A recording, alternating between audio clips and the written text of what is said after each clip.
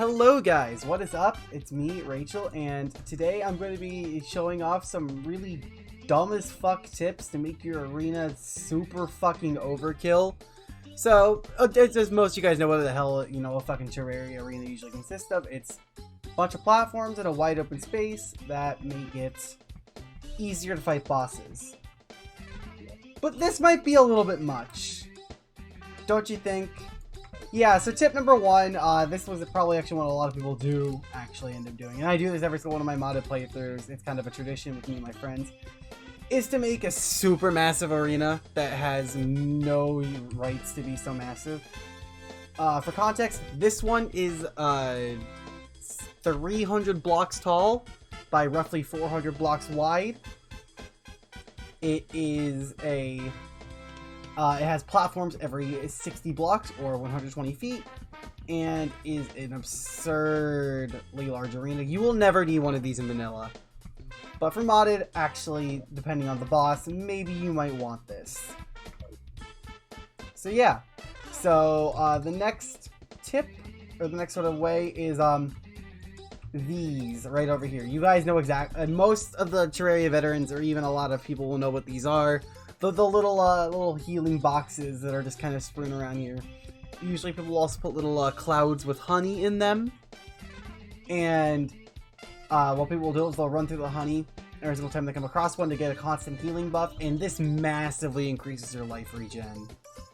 Like, for a build like mine, which is pretty fucking heavily, like, into life regen and fucking defense, which is why in Age of the Awakened I'm using fucking vampire knives in the end game. It helps out pretty well. Now for the third tip, and kind of the reason for making this video, because it's a massive fucking joke. A summoner box, or as I like to call it, the summoner manor. This one you'd only really do in a multiplayer world. But what I did, what Parker actually did was, right after we had killed Moonlord on this playthrough, maybe I'll put a little highlight from the stream up during this. We were fighting Anubis and we were having trouble with it.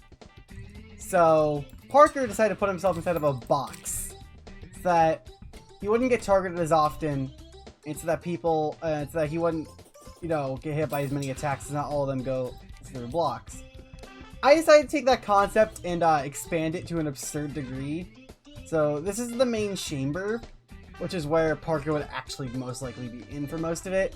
But, just like a little introvert, we have had to, or I've had to, supply him with little forms of entertainment to make sure our little summoner baby doesn't get all sad and lonely. He's got a little music box over here that plays just the all-day theme. If I could find a better one, I don't know when I would put one down here. He's got some little armor, some trophies. Of course he has his massive fucking fishing room and his little greed chamber. He's got plenty of tables and chairs to eat at. He's got books to read over here. You see, I have made sure I have filled this up with everything Parker needs to be a perfectly content in his own little introvert home. It's actually very cozy, and I would actually probably fucking love this place personally. But yeah, and then this also kind of goes on to another tip. The sharpening station, clairvoyance, all this shit. Normally people might just have like one of them, or even just like put them before going to their arena. No. Put them everywhere. Put them fucking everywhere in the arena. And just use the buff whenever. Nice little way to make sure you always have those buffs, because they can be pretty fucking good. So yeah, these are just 4 really quick and dumb tips to make your arenas just that little bit more overkill. Depending on who you are, these can be very fucking useful, or they can be very fucking useless. Like, for example, the summoner box is definitely useless to 99.9% of people. But for that 1% of people that, like, literally do not want their summoner to ever have to take aggro, this could be kind of fun. This could be kind of fun. And it was a nice little project to build. This probably took me a grand total of 3-4 hours to build total. 2.5 of that being just the fucking manor. But yeah, hopefully you guys enjoyed that. I just needed to get a quick video out, and I thought this would be funny. So yeah, love you all if you're going to homo, and I'll see you all in the next video. Goodbye.